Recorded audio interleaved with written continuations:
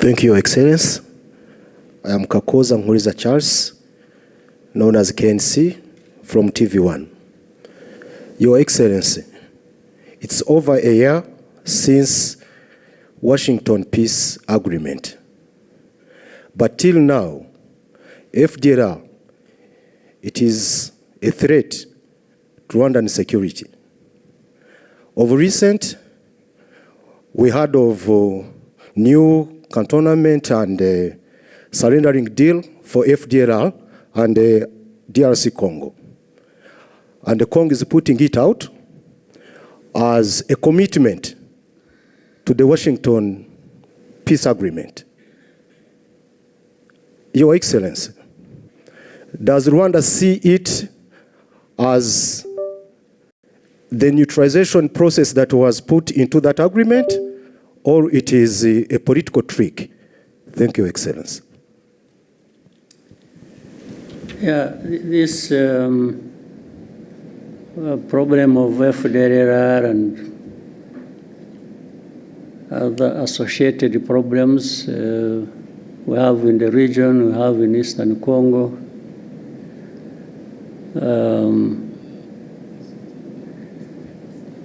First of all, it's not complicated. It's not difficult to understand what really is at issue.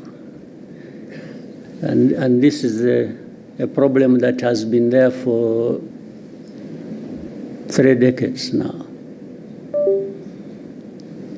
The whole world has got involved over time, and whether it is the UN, whether it is United States or Europe or Asia or name it. Africa, of course, where it is happening.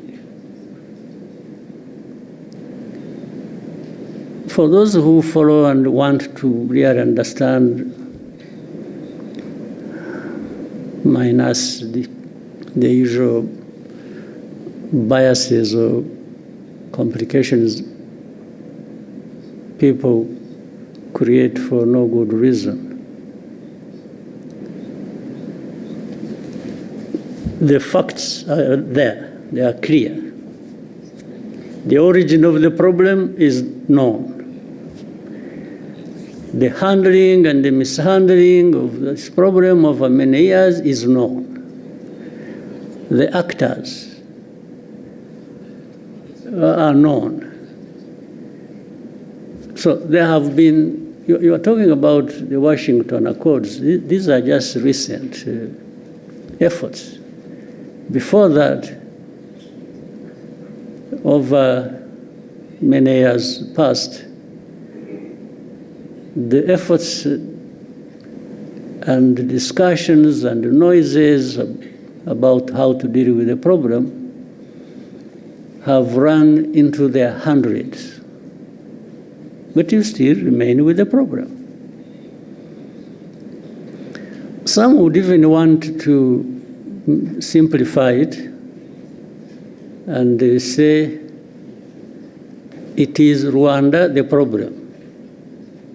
Meaning if we didn't have Rwanda, or if there was a way of carrying this country somewhere and turn it into an island in the Pacific or Indian Ocean or wherever, remove it from here.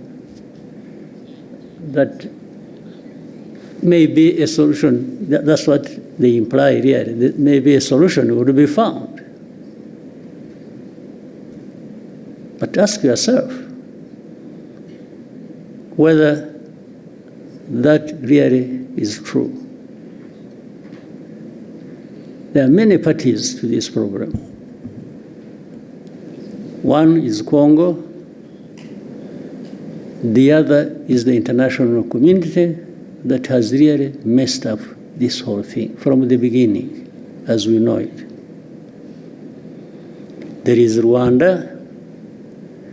There are other countries of our region. All these have a way they have contributed to the problem, and the way they can contribute to a solution. But the way it is handled seems not to put that into account. And that's why the problem goes on forever. Nobody addresses the root cause of this problem. I haven't heard of any effort so far that focuses and tries to address the root cause. It's always something superficial. It's one day, FDLR, yes, they are there. Then the next day, no, they are not there. Actually, they were finished. Then another day, who are the FDLR after all? I think Rwanda is just creating this thing as an excuse to go and steal minerals in Congo. And this kind of, I don't know what to call it, the kind of argument that goes on, even with the people you thought they were really serious. I think sometimes we overrate the capacity of leaders and countries and so. When you listen to some of these arguments and the people they come from, you really wonder what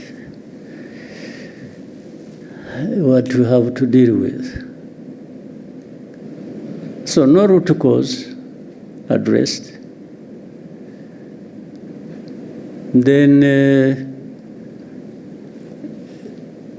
immediately there are sanctions. sanctions. I've never understood. You know, sanctions, yes, they really create problems. They do. But that is all. There are problems added to the problems that were originally there. That's all. It's not anything to do with trying to address the problem. And especially if you look at the manner in which they are applied.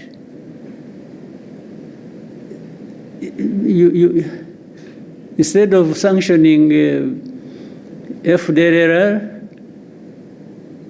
or those who work with them or support them, they sanction those who fight them. I mean, I don't understand the logic. Then instead of saying, in Eastern Congo, there is a problem of Congolese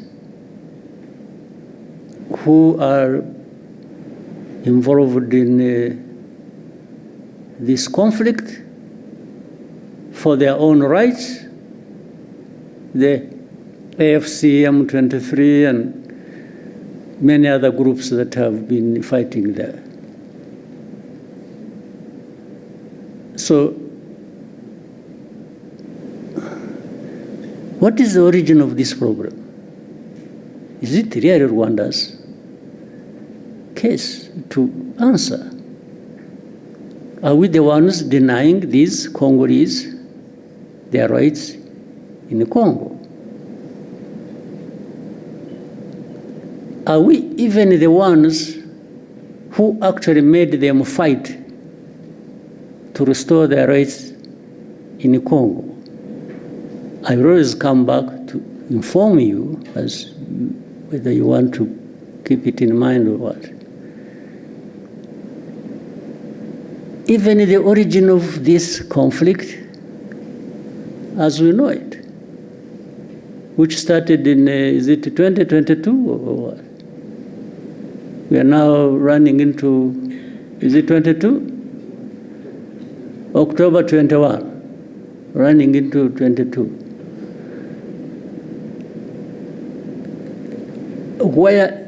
How did it start?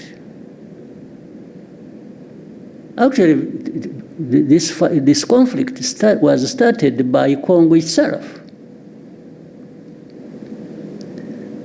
working with people to have this invasion into Congo start, and the plan was always to put it on the shoulders of Rwanda. Try, without mentioning names, without anything, you people try to, as you live here, find out where did these people who are fighting originate from. Where did they come from? Did they come from Rwanda? If you find they came from Rwanda, maybe there is a reason to say, yeah, but there is something Rwanda is not saying in full. They are giving us a piece of story. Find out. So, the start of this conflict is not by Rwanda. And then Rwanda comes to own the problem, the origin of the problem. It is made to own the origin of the problem. Rwanda's problem has always been FDLR in Congo. I can repeat it 100 times. And if this problem of FDLR is not resolved, of course, Rwanda will always remain involved as part of this problem. I mean, there are no two ways about it. And this is something we have said for the last 30 years. So if you don't want Rwanda, if anybody keeps saying Rwanda, Rwanda, Rwanda, and doesn't want Rwanda to have anything to say in this, why don't you remove this problem and see whether Rwanda was using it as an excuse? But there is even open information. By the way, people in Kinshasa, the government and officials, they say it publicly, openly. They've said it many times over a long time. They tell you, yeah, they want to bring change in Rwanda. The people that are saying this FDLR, yeah, we see, okay, we are going to deal with them. We are going, like you said, they are the ones saying it. They are saying they have done something about FDLR. It is because they are there. If they were not there, they wouldn't be doing anything with or against FDLR. But what we know on a regular basis, they arm them, they integrate them in their own forces, and we have evidence because we have people here, former FDLR combatants who have been part of all those efforts. And either some of them came back home on their own or were captured in Congo, and they're telling the same story. You people, if you know a place called Mutobo, there is a place called Mutobo where we take people and for the effort of reintegrating them in the society. These people are there, they give you space to interview directly these people who will tell you these stories. The same people of the UN, the same people in the US, the same people in Europe, the same people who keep asking questions, some of them representing their own governments, have actually been there and they have been told these things, and the very people involved have given them anything and everything they wanted to know about FDLR and how it is well embedded and supported by, and in Congo. So these questions that keep coming, you know, I mean, we live in a world that is like this. We have to deal with it the way it is. So for us, I mean, we have calmed ourselves down and are having to deal with the world that we have. We cannot create our own world. That's too much for us. So we deal with it as the way it is. We carry the blame that is not ours. We've been insulted, abused, belittled, and to a point that sometimes people are made to feel like you really don't matter in this world.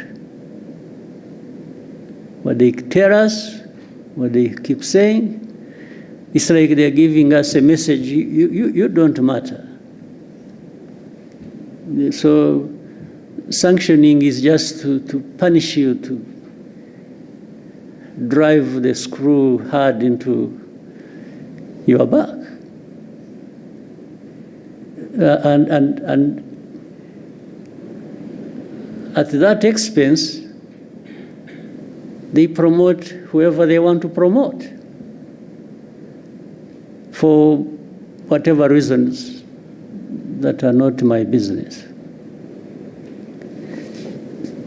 But the question remains, how do we behave ourselves? One, we behave in a manner that protects us at any cost. We will do anything that contributes to that protection, day or night. There are no two ways about it. That one we will, no question. We will also try to do what is right. If we, you know, we are a country that can't afford to mess up. If you give the so many enemies we have an excuse, a chance to bring it to us, I think it will be largely our mistake. So we try to avoid that. We do what is right to protect ourselves, and we will do it without fear or favor, day or night, anytime. We are happy to do that. Actually, it's a pleasure to do the hardest task, to protect ourselves. That's what it is. And the rest, what we try to do is actually, we've been trying to team up with other countries in bringing peace in different parts of our continent. And that simply underlines how much we want peace. Rwanda, we want peace. To the point that we are ready to fight for it. And that's our main thing. We want peace, and we want to work with others to have peace. So with all that I have given you, figure out what answers your question. But that's what it is. Thank you, Excellency. We'll take the next question.